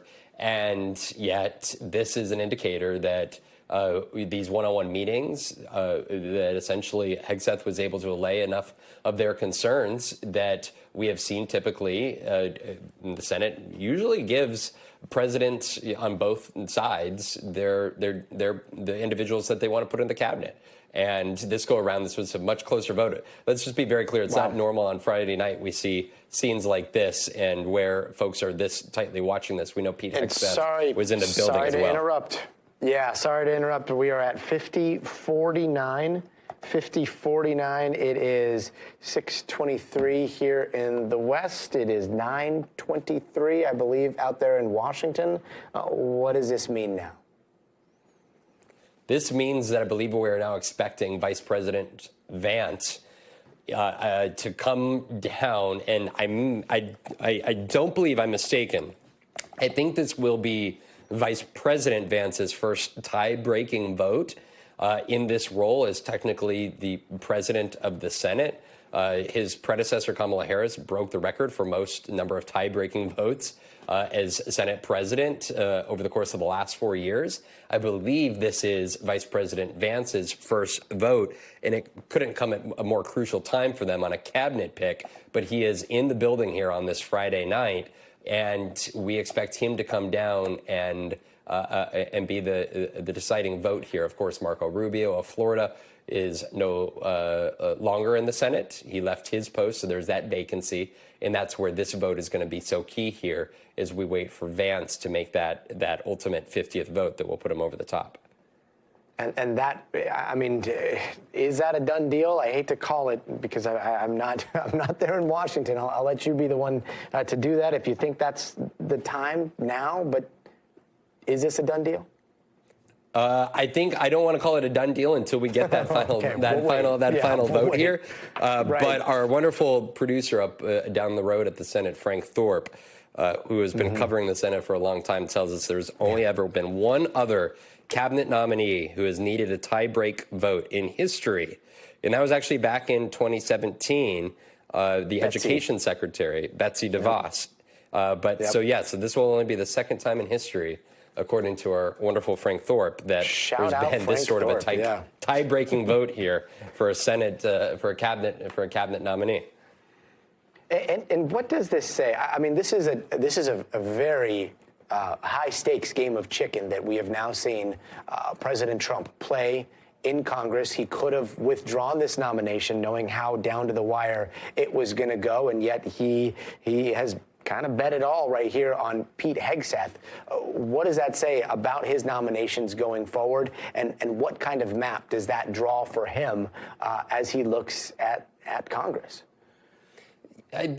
For allies of Donald Trump, I think that what is very clear coming out of this is that you can have a heck of a lot of allegations, serious ones, come out against you, and yet Donald Trump will stand by you. Of course, Donald Trump, criminally indicted 4 times, impeached during his last administration. He was found liable for sexual abuse. His own company was found to have engaged in repeated financial fraud. He is somebody who has come under deep scrutiny. I point all of those things out because Donald Trump has a penchant for standing by other Republicans who are accused and allies of his. And we have seen him increasingly turn to individuals who are willing to fight on his behalf in that of the MAGA agenda. And anybody that does not necessarily fall in line, he is willing to even politically primary. We saw that he went after the 10 individuals that voted to impeach him after January 6th during the 2022 midterms. Effectively, 8 of those 10 individuals were ousted from office, and several of them beat by Republicans who primaried them and had with the endorsement of Donald Trump. And so for Pete Hegseth and others, this is a clear head nod that stick with me through and through. Even in the case of the January 6th pardons from this week, more than 1,500 individuals pardoned, that those individuals who were even willing to go and resort to violence. Donald Trump has shown a sympathetic posture towards individuals that attacked the Capitol. They did it on his behalf. And Donald Trump just this week after that pardon, he said these people love their country. And we've heard that about other individuals. And Pete Hegseth had very serious allegations levied against him. He denied a great many of them. But I think that what this says about the Republican Party under Donald Trump ahead is that if you are there on behalf of the agenda and are willing to stand by the president, that he will have your back in turn. And I think that this is really a testament to that here in the year of 2025. And yet there are cracks showing, small, tiny cracks, but enough cracks to warrant the vote, the tie-breaking vote by the Vice President J.D. Vance here. What does that say about confirmations that may not be quite so controversial, but, I'm thinking Kash Patel or others? Right. It's Mitch McConnell has been outspoken about the aftermath of January 6th, and he's characterized it in very serious ways. And that is where I think that there are some of the institutionalists in the Senate that have been around for decades who openly question also the use of presidential powers, right? Republicans used to be very opposed to executive orders. And Donald Trump and his team celebrated this week that on that first day in office that he signed 42 executive orders, more than any other president in history. And there is also an effort underway to potentially withhold funding that has already been previously appropriated by Congress and to challenge the constitutionality of what is called the Empowerment Control Act, which essentially stipulates that the executive branch can't withhold funds that Congress has already approved and designated to go to departments and agencies. And we are looking at a potential battle that could lead again to that tension between the presidential powers as they have previously existed. And again, that's where it gets to the use of military potentially for domestic purposes. We saw that on a few occasions during the first administration. And I think there's a lot of outstanding questions that, frankly, we have not grappled with in the U.S. in many decades. And I think that that is where, when you are looking at this very close House and Senate, I think President Trump, the power still largely will lie with what Congress ultimately approves and gives him the ability to do. And so I think the Susan Collins, Lisa Murkowski, Mitch McConnell vote makes that margin all the more narrow and real for President Trump as they look toward not only the Kash Patel proceedings, RFK proceedings, and also what is going to be a big battle over what they're saying is going to be a big package that includes everything from the tax cut extensions to as energy policy to rolling back certain environmental protections to immigration spending and measures. This is all going to be part of one big package. So I think that this Congress here is looking at what could be a very excruciatingly, if you're a Republican, close and stressful time here as you try to make the most of the majorities that you have along with the White House, but understanding that it doesn't take but 3 House members and 3 senators to quash any efforts that they intend to make down the road. Yeah, and as we wait for this tie-breaking vote, just to talk a little bit more about Pete Hegseth, there was a time not too long ago when he was not the pick for Secretary of Defense, and he was just a guy, a host on Fox News. He was a former soldier, a soldier that was appearing on podcasts, kind of giving hot takes, and we've heard a lot of those hot takes. We've heard his takes on women in the military that he has since couched. We've heard him talk about wokeism in the military. But when it comes to conflicts that we've seen overseas, what's happening in Ukraine, what's happening in the Middle East, asymmetric warfare, what's happening in Taiwan, China. Do we know any of his stances, any of his opinions or takes on the geopolitics of the world today? Right. I think that, no, by and large, to answer your question, Gadi, I think that is where there's a lot of outstanding questions that he was not clear-cut in answering during his Senate confirmation proceedings. And while he had focused largely at his time at Fox and on these podcasts on the kind of how the military is generally run, he is still, when it comes to overseas conflicts, it is not clear the role that he believes that the U.S. should be actively engaged in. He, along with President Trump, were highly critical of the Biden administration and their foreign policy is suggesting that the war in Ukraine would not have begun if Joe Biden had not been in office. Yet, to note, there are no U.S. military personnel on the ground in Ukraine or Russia or in Gaza at this point in time. And I think that is an outstanding question as to, for the President Trump, who has made a commitment to be the anti-war president and to be essentially, hawkish through through threats, but not actually use U.S. military personnel. I think it's a question of where exactly Pete Hegseth lines up. Again, there's not a long record for Pete Hegseth because he hasn't served in a leadership capacity inside of the Pentagon before. And so this is where, for Donald Trump, he has somebody here who has suggested time and again that he will follow the desires of President Trump. And I think that this is where, when you're looking at the conflicts that the U.S. is currently supporting, potentially financially and through arms, it is a clear distinction between how the Trump administration proceeds in these years ahead, especially when you're looking at the potential of China's invasion of Taiwan, for instance, and potential Russia aggression that does not subside. I think that those are a lot of questions that the Trump administration is going to face, and it's going to take a level of cooperation between people like Secretary of State Marco Rubio and the defense side with Pete Hegseth, as well as with the National Security Advisor Mike Waltz, who was a fellow member of Congress from Florida, like Marco Rubio. I think that this is really going to be a cabinet here that is going to rely on close relationships and close communications between each of these individuals in ways that we didn't even effectively see during the first Trump administration, especially with each of them being on the same page as the president himself. Yeah, it's quite the remarkable pick when you consider, like you were saying, the bench of generals that are out there, and you got to start wondering what it's going to look like when all of those generals, all those career leaders of the military are going to be reporting to Pete Hegseth if he does pass this nomination, which we are expecting that tie vote to come down to J.D. Vance momentarily, any moment here.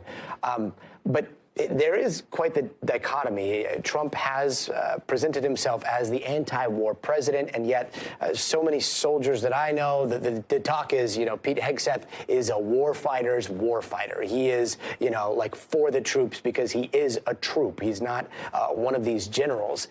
Those two going together, does that mean that, all of the military strategy really goes straight up to Trump and then through Hegseth? Does this kind of box out some of the generals, or at least can people read into that as they try to figure out what the new military direction looks like in the coming days if he is confirmed? Right. That was part of Pete Hegseth's pitch to the senators, was that during his confirmation proceedings that he was actually somebody who had dust on his boots, and struck a contrast with previous defense secretaries who, we should be clear, did serve on the front lines and had served in military conflict. But the point that he was making was somebody who much more immediately served in that capacity as a soldier and serving multiple tours.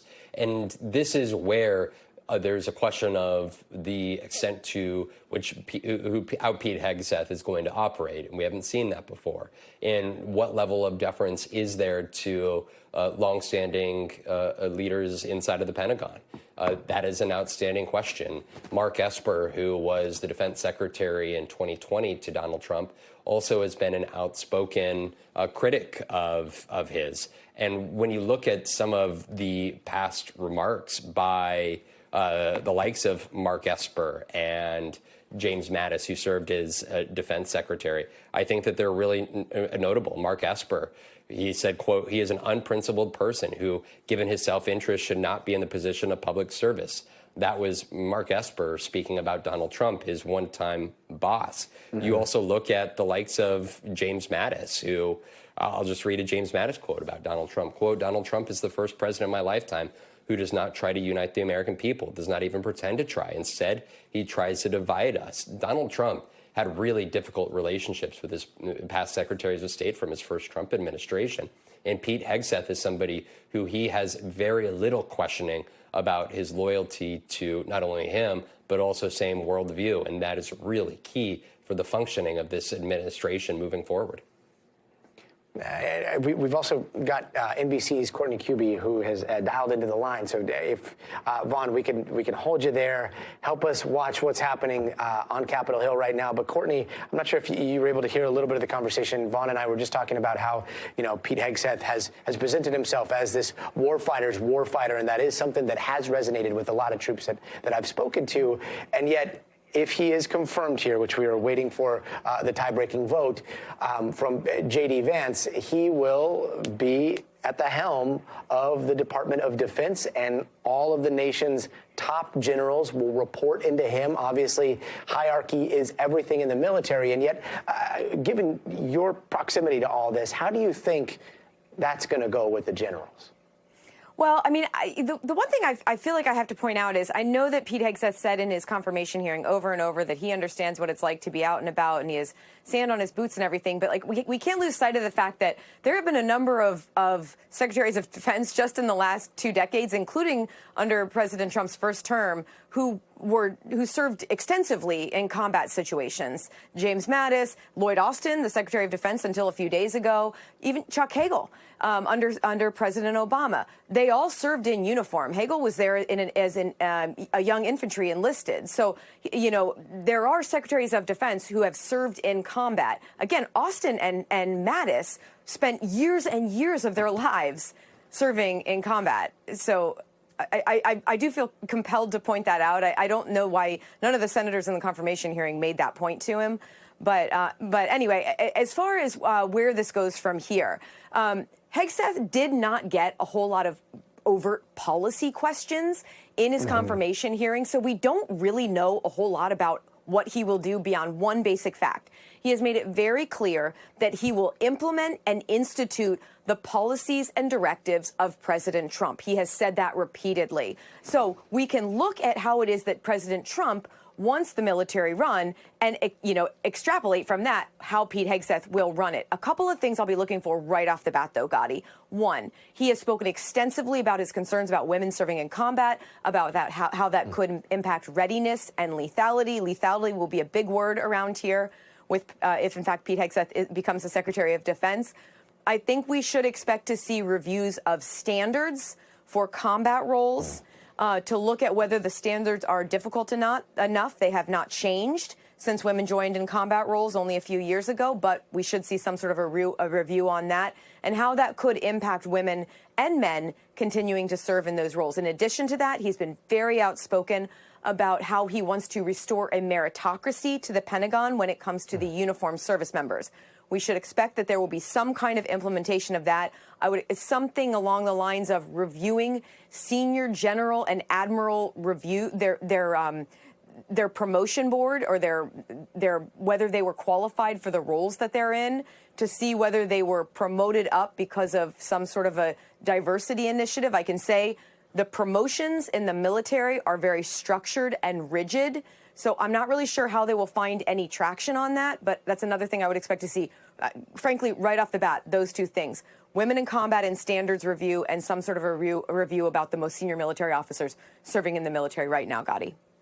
Yeah, I mean, he's obviously been a warfighter, and he's also been a culture warrior here in the United States at his role at Fox, as well as his book that I bet he wrote, bestseller titled "The War on Warriors: Behind the Betrayal of the Men Who Keep Us Safe." So we know where he stands on those types of things. But as we look towards the future of warfare, so much of your reporting is tech focused. And it transcends often gender, it transcends borders sometimes, and it transcends a lot of what we have taken to be military might, and skews in the form of like asymmetric warfare, drones, things that are cheap to make at scale, and those seem to be like what is on the horizon for the U.S. military. And I've looked, and I haven't seen him talk much about that. Do you have any insight into how he sees the future of warfare? I think the reality is those sorts of things are going to happen at a level lower than him. And so we look at some of the people who have already been selected or nominated in some cases for the roles like the Deputy Secretary of Defense, the Undersecretary of Defense for Research and Acquisition, those sorts of roles. Those people, the Trump administration is putting people in those roles who I believe are going to prioritize things like much faster acquisition process. So whereas we've had these enormous weapons systems and programs that have taken decades in some cases, even to field some of the first systems or aircraft or whatever it be, we should expect a much more a quicker process going forward. And maybe some of the large contractors won't have as much of a priority as they have in previous administrations. Just that's what we're hearing early on. Again, it's very early on. Most of these people have not even been sworn in or confirmed at this point. But I think we will see much more of a prioritization. Now, I will say there was a prioritization under Secretary Austin and under Deputy Secretary Kathleen Hicks for innovation and specifically for things like drones, what you're talking about. But I could see a little bit more room for even more emphasis on that going forward in this, just based on, not on Hegseth, we don't know a lot about him in that realm, but on the people who are below him who will be making some of those policy recommendations, Gadi.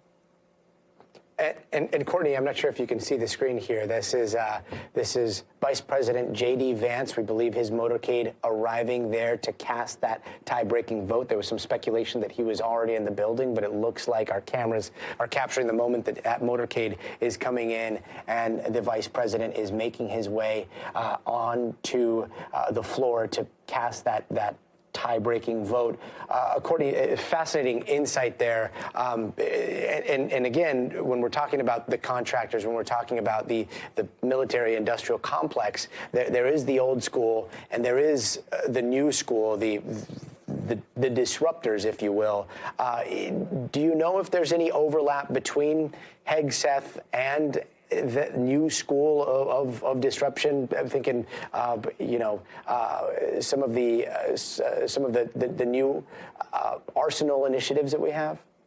Yeah, I think that Pete Hegseth has made it very clear that he wants to come in here as a disruptor, and I have to say the vast lobbying campaign around him, unlike anything I have ever seen, frankly, for someone to be Secretary of Defense, has also made that very clear. They want to bring him in here because he has no time in the Pentagon. He has no experience here in the building. And many of the people he's bringing in with him, by the way, don't have experience either. And they want it that way. They want to come in and take on this old bureaucracy, take on the old way of doing things, and try to shake it all up. I will say, I've covered this Pentagon for a long time. Secretary of Defense Robert Gates talked extensively during his time here. Remember, throughout two administrations, George W. Bush and into Obama, he spoke extensively about how this bureaucracy was so immovable and how difficult it was to actually bring on any kind of real change here in the Pentagon.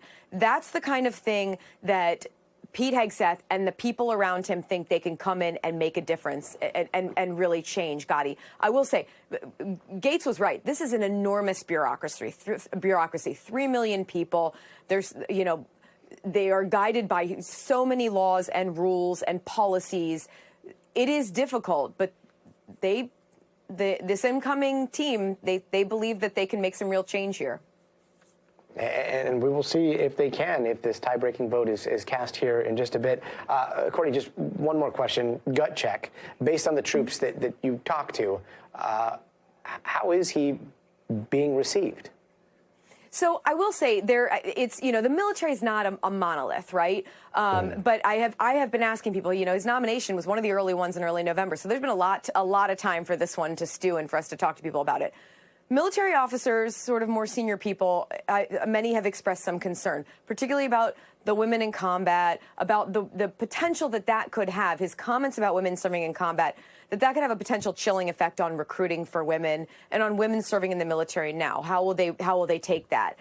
And then there are some other policy things that in the past that he has made comments about that have had people concerned. But Gadi, I got to tell you, when you talk to sort of the younger and lower ranks, there's a lot of enthusiasm here for Pete Hegseth. They love the idea of someone who knows what it's like to deploy and be out there in the field, and they love that he knows how much an artillery shell weighs and what kind of ammunition they use in their weapons. There is excitement about that, someone who's going to go and visit them in the field and do push-ups with them in the morning while he's doing his PT. So it's not one big group, that we're hearing one side that they're all for, they're all against. I think what's really going to be telling, though, are some of the initiatives and the policies that he really focuses on in the early days. We should also expect a huge emphasis, no surprise, on the southern border. That's one of the biggest priorities that we've heard all week, directly down from President Trump. The Pentagon is implementing that right away, and we should see more. We should expect to see more of the same coming out of if confirmed, Pete Hegseth. the southern border and possibly beyond, because one of the things that's been, I don't know, talked about in the periphery is the possibility that we see direct action, direct military action against targets that may be in Mexico, maybe in countries that are close to us, that are traditionally our allies, as this administration takes on cartels. Again, we know how he stands on so many issues, and yet is this one that we have any insight as to? Actually, you know what? I think we're going to take the floor here. Courtney Cubie, thank you so much for joining us. And Yvonne, if you're still with us, procedural questions, I'm going to have a million. But it seems as though things are about to get started. It seems as though we've got J.D. Vance right there. In fact, a little bit ago, he X'd or tweeted or X'd or whatever you call it these days. I thought I was done voting in the Senate. So let's take a listen. If not, on this vote, the yeas are 50 and the nays are 50. The Senate being equally divided, the Vice President votes in the affirmative, and the nomination is confirmed. There we go. Yeas have it, 51, nays 50. Again, you saw a few Republicans there that may have gone in the nay category. We understand Mitch McConnell is one of those that has voted nay with the Democrats. If we've got Vaughn, what we're seeing right now, let's just set logistics here. It looks like he has been confirmed, or at least has all the votes to be confirmed. When does the swearing in process take place? Right. We'll look at the swearing-in process to happen very soon. Of course, to get the Secretary of Defense in that position at the Pentagon is going to be key. And we're just doing this just 5 days after the inauguration of Donald Trump here. And J.D. Vance coming in, this is his first tie-breaking vote, is vice president, is technically the Senate of the president of the Senate.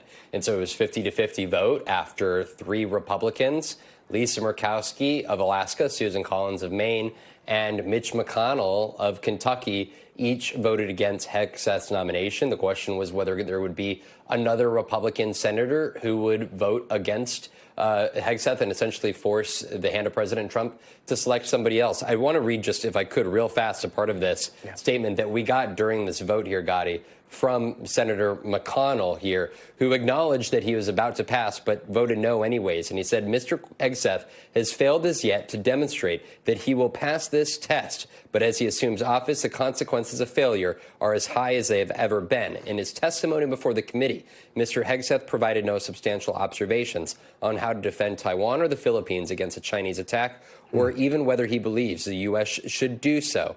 Absent, too, was any substantive discussion of countering our adversaries' alignment with deeper alliance relationships and more extensive defense industrial cooperation of our own. Mitch McConnell voting no, but ultimately Joni Ernst, Tom Tillis, other Republicans who had been openly questioning and skeptical of the rather surprise pick of making Pete Hegseth the nominee after having no leadership experience at the Pentagon. Over the course of the last 2 months, a lot of damning stories and allegations coming out against him, which he denied. But ultimately, Donald Trump standing behind his nomination, and here tonight, by a razor-thin margin with the help of his new vice president, ultimately getting him confirmed. That is a fascinating statement. And again, you read into this much deeper than I do. But it sounds like McConnell is saying, and McConnell knows about counting votes, so it sounds like he's saying he knew this was going to fail, and this was strictly symbolic. So what message does that send to President Trump there?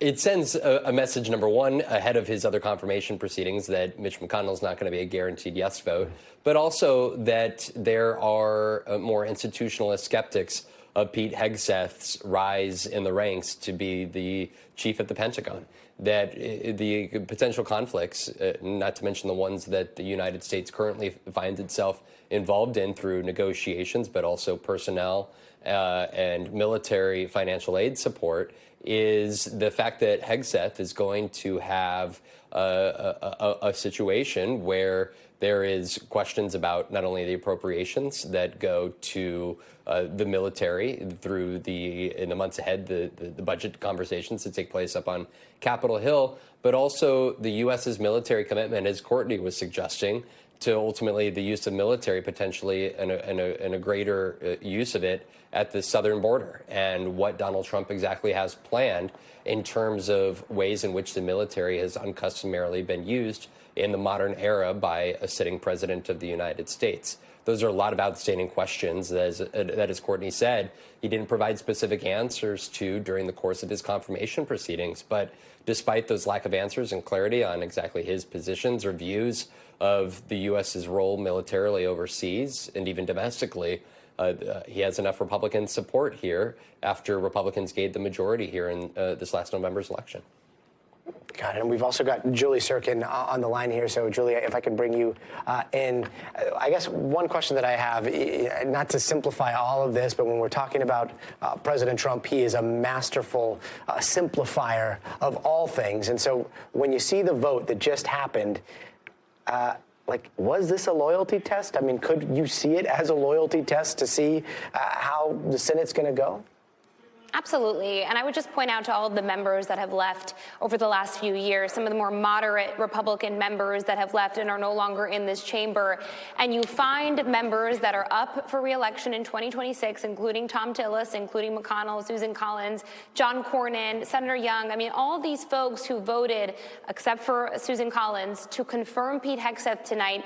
It is telling that the political calculations were certainly they had a huge role to play in this. I got to tell you, though, McConnell's statement that just came out a couple of moments ago is really notable to me in instructing how we should view him over the next 2 years. This is somebody who served as the longest-serving Republican leader in the Senate. We know he's had many tough moments and tough conversations, both publicly and privately, with the man who is currently occupying the White House across Pennsylvania Avenue. But certainly this was a loyalty test. And I'll tell you, in McConnell's statement, he calls out Hegseth, saying that the restoration of a warrior culture will not come from trading one set of culture warriors for another. He says that the precious trust of men and women in the military endures only as long as lawful civilian leadership upholds what must be a firewall between service members and politics. He says the Biden administration failed at this, but he doesn't think Hegseth would do a good job at this either. And remember, McConnell is going to be the chair of the Defense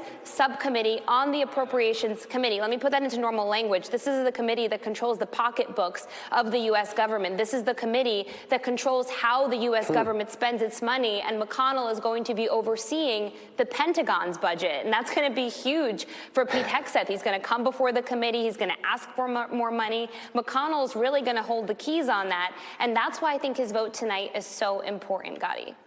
That is quite a gut check on the landscape as we go forward there. Now, we've got Murkowski, Collins, and McConnell. Is this just a universe bringing them together for this vote, or could we see the three of them possibly create like a mini, insurgency block within the Republican Party as we see it in the Senate? I kind of think that's a little bit of wishful thinking, only because I think Murkowski and Collins were kind of in one column when it comes to their no vote. McConnell was really in another. This is a guy who really prides himself on his foreign policy views, on holding that sort of Reagan-era foreign policy-esque position that Ronald Reagan had, right? Helping our allies, funding Ukraine, helping our allies in the Mideast and all around the world, and really being the voice to push back against Trump. Now Pete Hegseth as well at the Pentagon.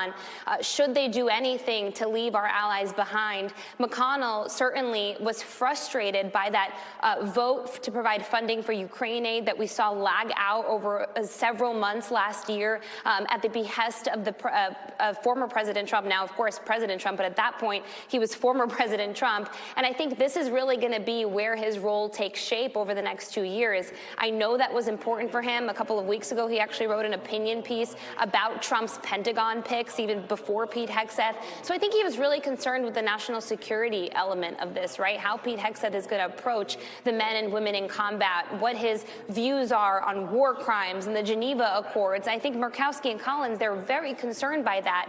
But I think they were also moved by those allegations, the affidavit of which we first reported here earlier this week, the heavy drinking, his comments about women. I think that definitely influenced them. McConnell certainly as well, in terms of the character and temperament that a Secretary of Defense should have. By the way, J.D. Vance breaking this tie tonight on a Secretary of Defense nominee. I don't want to call it unprecedented, but I don't remember the last time that has happened. And in fact, a tie-breaking vote the last time that happened was Betsy DeVos for Education Secretary in 2017 when Mike Pence broke that tie. And certainly tonight you have the most bipartisan pushback to a defense secretary nominee in a very, very long time.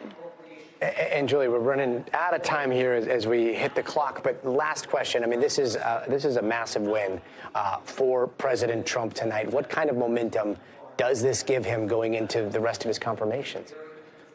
Well, I think Tulsi Gabbard has always been in the column that could be riskier even than Pete Hegseth. I think all of this opposition to Pete Hegseth kind of evolved over the last few weeks as we've been reporting this. It seems, of course, the pressure was on from Republicans. You know Trump, he doesn't want to back down. When these allegations came to light concerning Pete Hegseth, certainly that concerned many in Trump world. But I think Trump wanted him to continue fighting. He knew Pete Hegseth for a long time, obviously since before Fox News. I mean, he really knew this guy for quite some time. He likes the persona he brings on Fox. He thinks he's going to be a guy who's going to take up the TV screens and sort of make his message known when it comes to the reforms he's trying to make at the Pentagon, the woke policies, everything you heard him talk about during his confirmation hearing. And I will tell you, Pete Hegseth was in the gallery watching the vote happen with his 7 children. I haven't seen that happen in a long time either. Yeah, it's been a long time since we've seen any of this happen, and for much of what we saw today, it's never happened before. Unprecedented times, definitely all around. Julie Sirkin, thank you so very much for joining us. I know you stayed up late.